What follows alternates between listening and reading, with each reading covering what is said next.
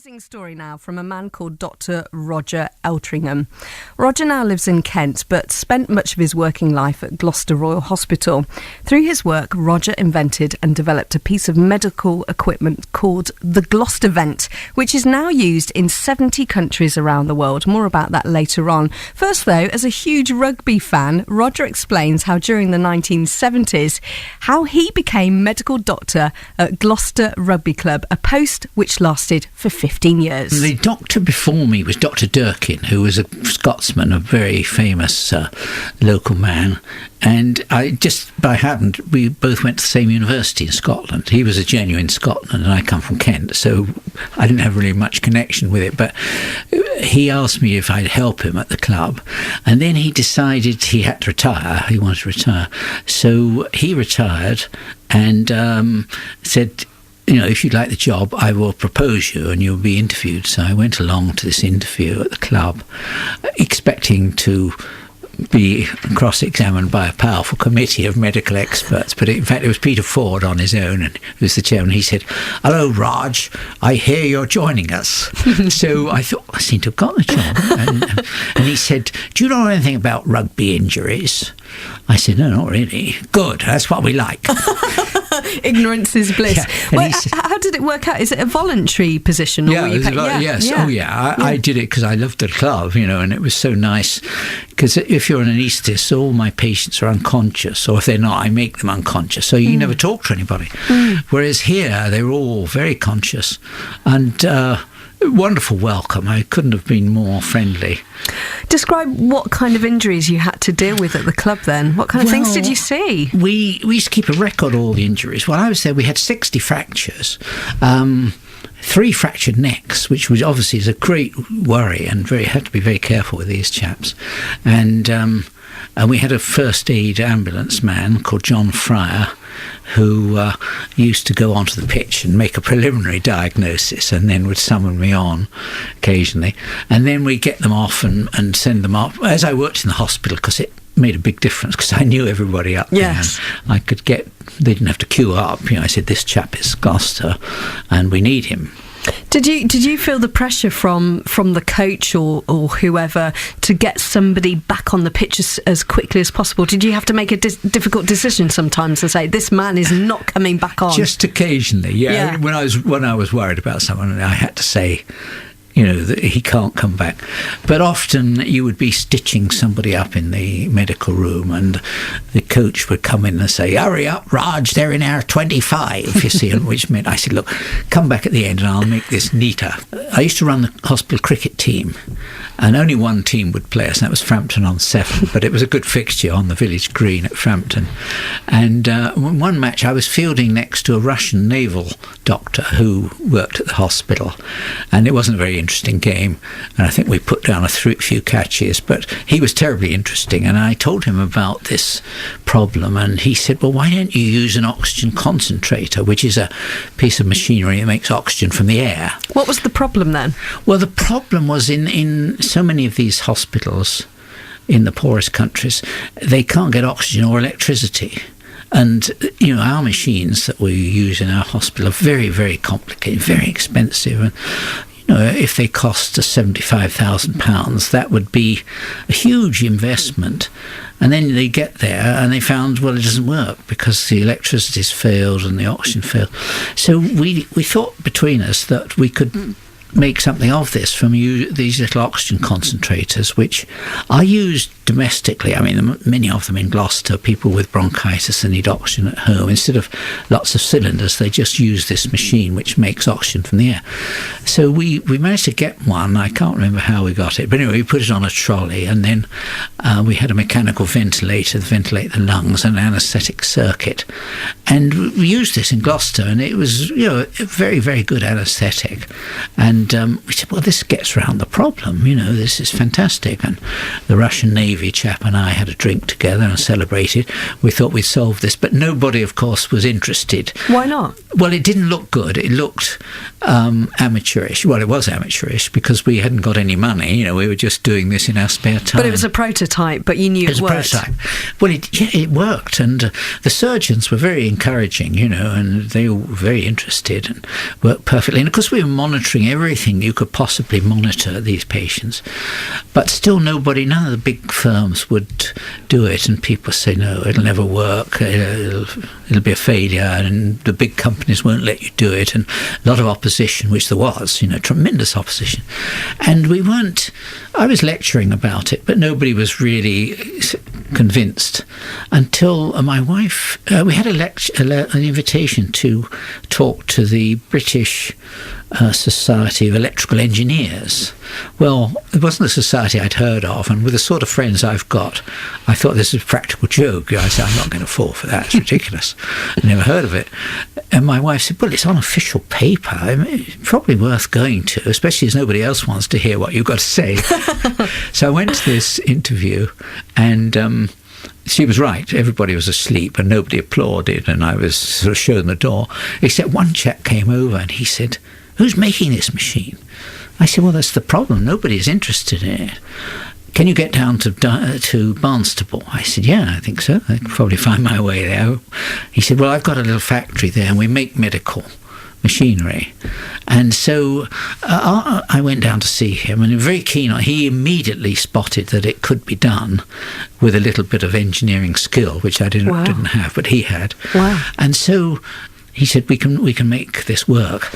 He came up to Gloucester every week for about 5 years, and we gradually, with his brains and me and your knowledge, we every week he improved it, you see, and eventually it really was very, very good indeed. Yeah, I told you it was a good story, didn't I? More from Dr. Roger Eltringham a little bit later on. You'll be hearing how the Gloucester vent is being dispatched to places like Syria and countries which have been hit by earthquakes and other natural disasters. That's coming up in a few minutes' time. Gloucestershire. More now from Dr. Roger Eltringham. Roger now lives in Kent but spent much of his working life at Gloucester Royal Hospital. As you've been hearing, Roger invented and developed a piece of medical equipment called the Gloucester Vent, which is now used in 70 countries around the world. It enables medical staff to administer anaesthetics safely to patients without the need of oxygen and electricity. Roger said his invention took a long time to get off the ground, but once he joined forces with an engineer from Devon, people from around the world started to sit up and notice. And we had a lot of medical students, and foreign doctors would come in and would like to see it in action. In fact, we had the United States Navy came and wanted to see it.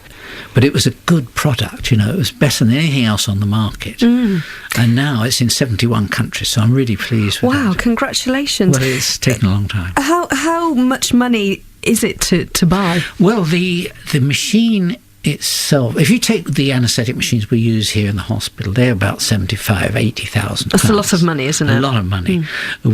Our machine is £13,500, which is a lot of money, but it's much better to pay £13,500 something that's going to work. Whatever goes wrong, it'll work, than £80,000 something which is almost certainly not going to work. So did you have any backlash from it being so inexpensive compared to £80,000 from any of the other kind of manufacturing companies? All of them.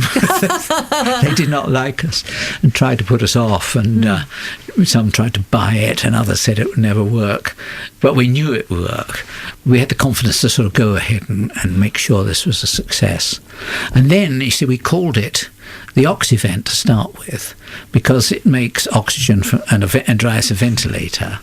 But then at the last minute, someone said, oh no, there's an American company making an Oxyvent something else. You've got to change the name. We've got to have a different name and think of it today. So I thought, well, I'm working in Gloucester for the rugby club and it's a ventilator. Gloucester Vent. They said, that'll do. So it was done in a split second, Gloucester Vent. I don't think the rugby club I didn't get their permission, of course. I don't think they quite realised that it was named after them. And I did point out to the president, I think, as far as I know, we're the only rugby club in the world with an anaesthetic machine named after it. But I did warn him. I said, if we find another one, we may have to play them. Can you describe what kind of impact this machine has had to hospitals around the world? They like it because it's easy to understand. You see, the big machines that we have, the doctors and the technicians we're not allowed to look at them expensive engineers have to be called in. As you can imagine, in the middle of African isolated hospitals, there aren't any, we're never going to get anyone to look at the machines.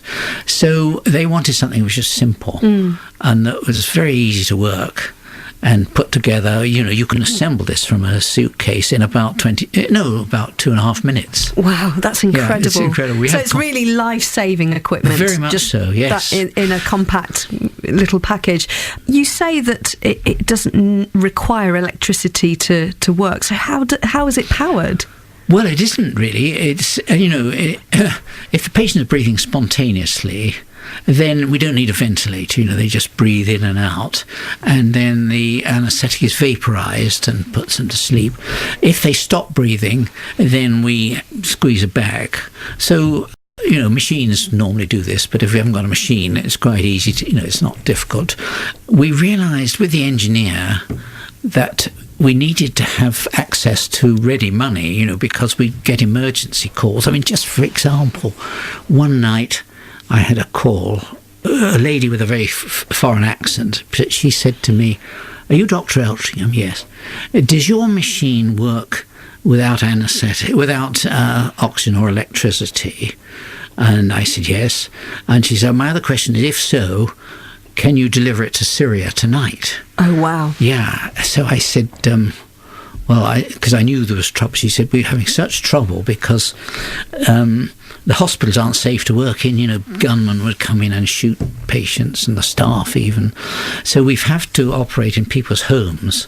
And we've got a surgeon, we've got the equipment, we can't manage the anaesthetic." So she said, "If your machine can work without oxygen or electricity, and secondly, can you dispatch it to Syria tonight?" So I said, "Well, the first part we can do it without that. I'm not sure we can dispatch it to Syria tonight." So we sent it to her in London, but it got to Syria I think in 2 or 3 days, and as it arrived they did 7 operations in the first day, and they were operating very quickly in people's houses. In one house, I think, it was blown up by a rocket hit this, but we sent them another one. This was the cheaper version of 3,500, and I think there are now 30 in this Syrian And who's city. paying for this?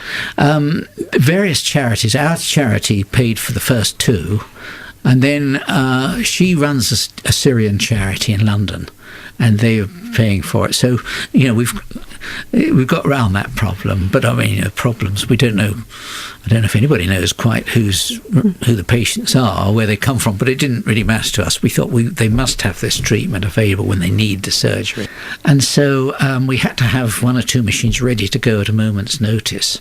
I think there was an earthquake in Nepal last year, wasn't it? And we managed to get that one there in a few hours.